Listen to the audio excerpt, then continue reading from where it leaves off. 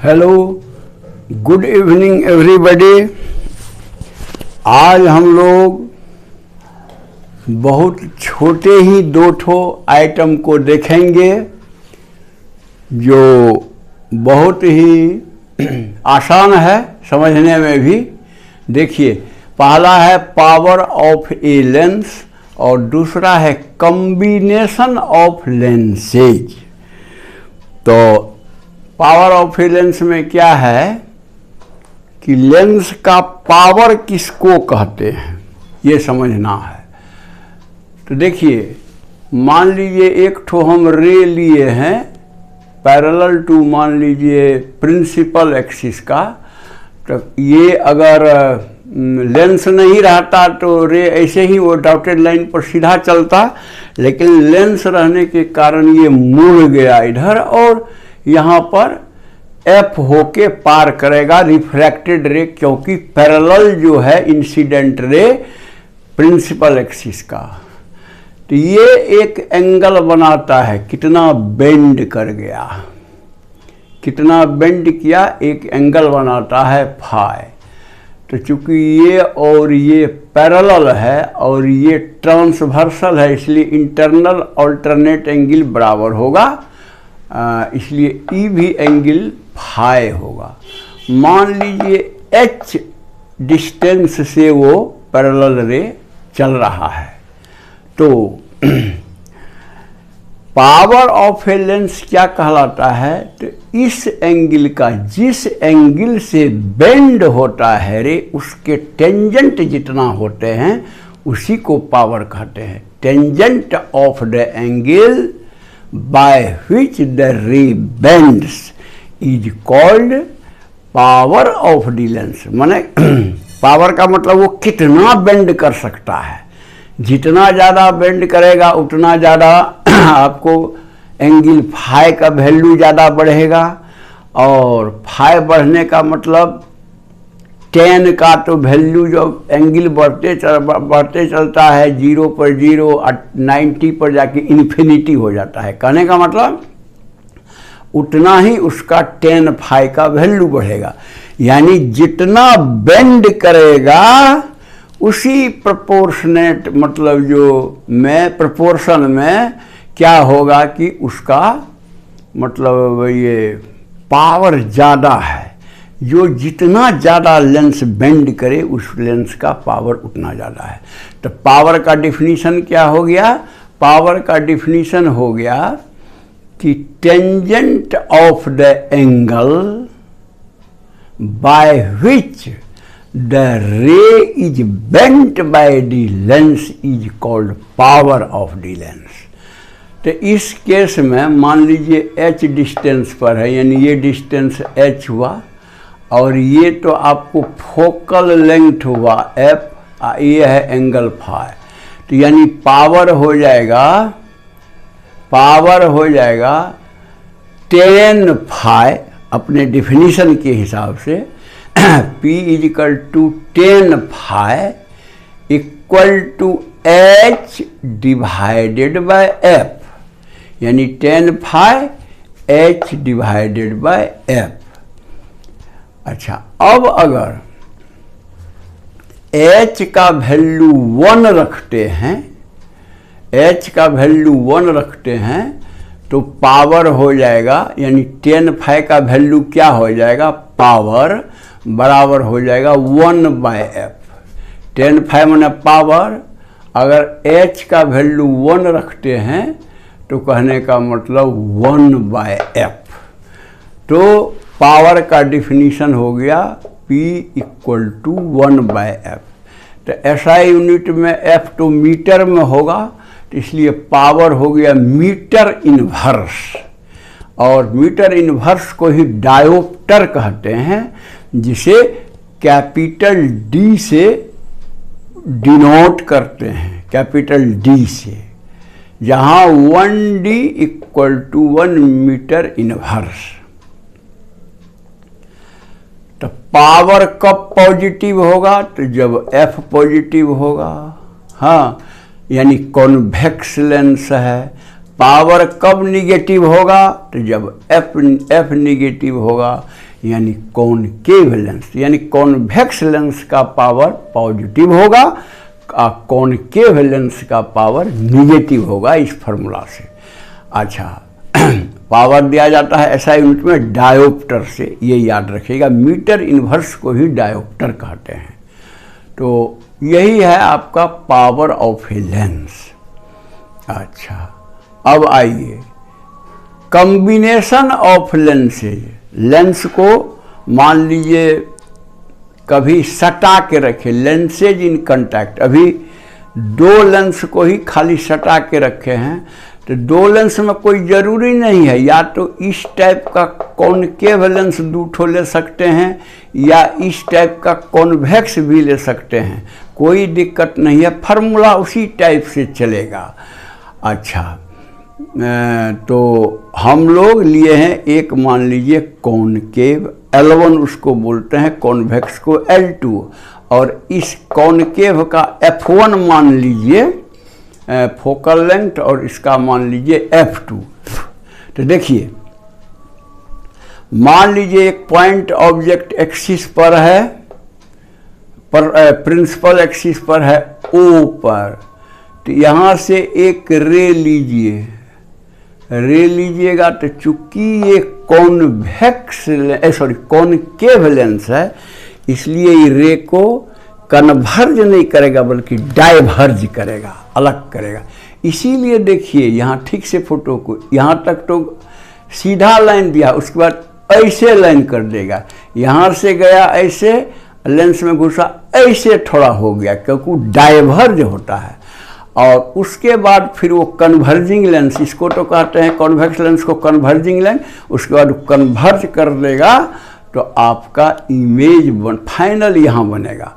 तो पहला इमेज जो इससे बनेगा, डाइवर्ज जो करेगा, तो इसका इमेज यहाँ बनेगा, क्योंकि डाइवर्ज करेगा तो उधर तो काटेगा नहीं, उसको पीछे बैक में एक्सटेंड कीजिएगा तो ओ डैश पर, तो ओ का इमेज पहला लेंस से ओ डैश पर बनता है, और ओ डैश अब दूसरे लेंस के लिए ऑब्जेक्ट का काम करके फाइनल इमेज आई पर बनाता है। तो दोनों लेंस के लिए लेंस का फार्मूला लिखिए और अपने सॉल्व होगा। देखिए हाँ, एक चीज़ और क्या माना गया है, यदि P1O equal to U, P1O object distance है तो इसको U मानिए,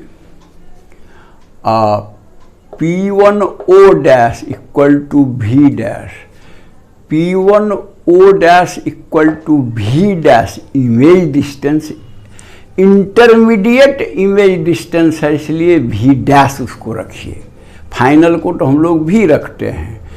तो P1O dash equal to V dash रखिए, और P2I को V, जो फाइनल मतलब इमेज का डिस्टेंस है, हाँ इमेज का डिस्टेंस है। तो ये चीज़ मान लिए U, V dash and V, यहाँ से यहाँ U, यहाँ से यहाँ V डैश, एंड यहाँ से P2 से I तक V, जहाँ फाइनल इमेज बनता है। अच्छा, तो अब ये पहला L1 लेंस, कॉनकेव मान लीजिए लेंस है ये L1 फोटो में, तो उसका जब फार्मूला लिखिएगा तो क्या लिखिएगा, 1/v minus 1/u equal to 1/f होता है। तो इसके लिए 1/v का मतलब v डैश है, तो 1/v dash minus 1/u equal to 1/f1, इसका ये फोकल लेंथ f1 है।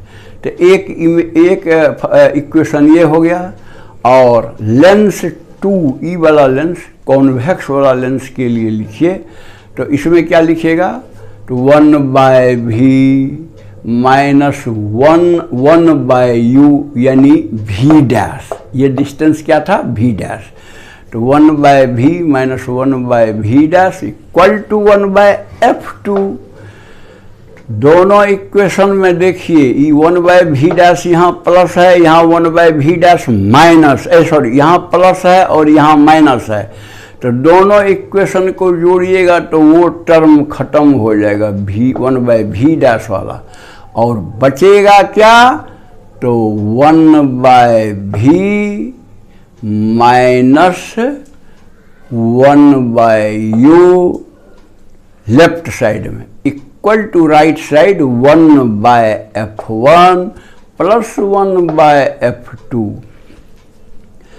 ये मान लीजिए 1/f1 plus 1/f2 equal to 1/कैपिटल F होता है, where capital F is equivalent focal length.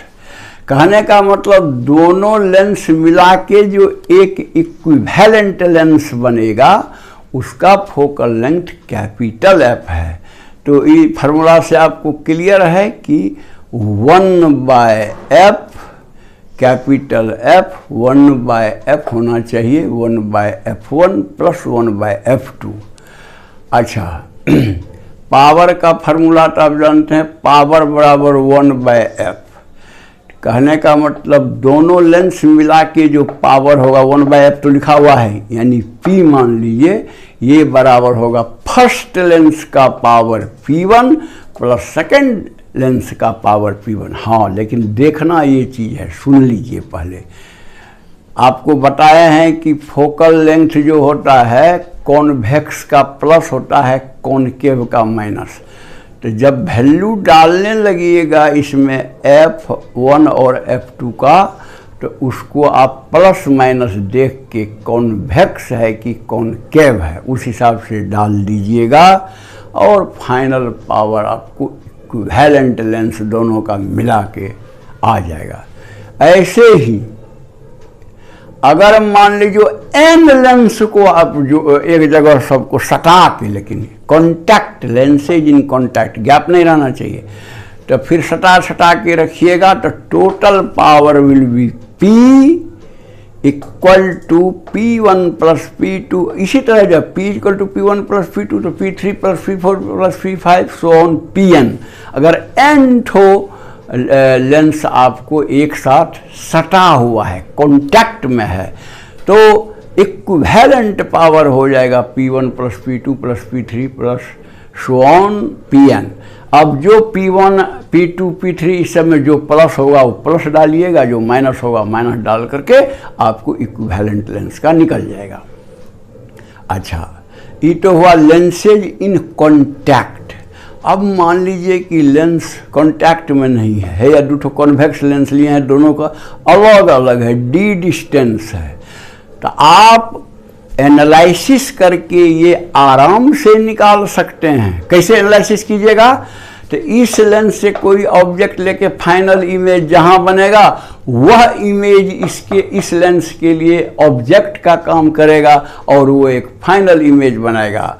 तो कहने का मतलब हम लोग उसको एनालिसिस करके निकाल सकते हैं। निकालने के बाद आपको जो मिलेगा वो ये देखिए, मिलेगा कि इक्विवेलेंट दोनों का मिला कि 1/f होगा, 1/f1 plus 1/f2 minus D separation जो है दोनों का दूरी बाय f1 f2।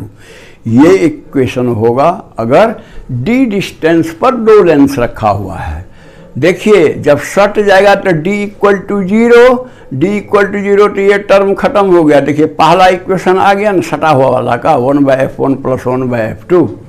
तो कहने का मतलब ये आसान है, इसको आप समझ गए होंगे। अगर पसंद करते हैं तो लाइक कर दीजिएगा।